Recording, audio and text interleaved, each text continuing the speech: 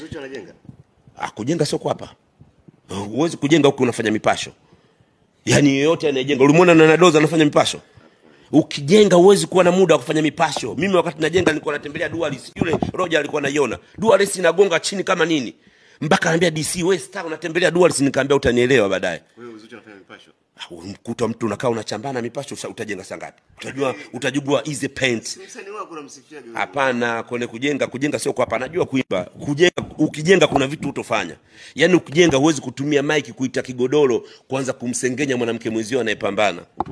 Huwezi kumsengenya mwanamke mwenzio anayepambana. Wote wanapambania goli. Mwenye kisu kukali yale nyama. Sasa unaweza kukaa unaitana na wenzio unaweza kurusha mipasho. Haifai. Wewe hujaolewa. Maana jimbo liko wazi. Mwenye kisu kikali atakula nyama. Na umemsikia yule anaitwa na Kidoti anakwambia kodi kashalipiwa zamani sana. Tule tumechelewa kama kodi hajalipiwa. Lita anaitwa